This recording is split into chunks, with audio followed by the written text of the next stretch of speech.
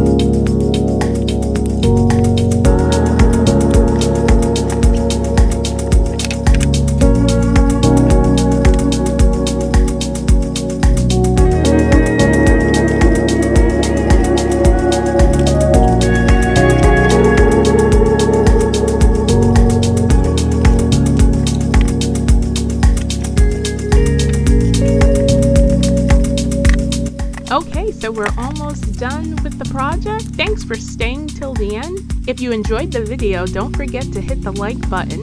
Share if you know someone who also likes projects like this. And if you really like the video, don't forget to subscribe to Hey Maaa.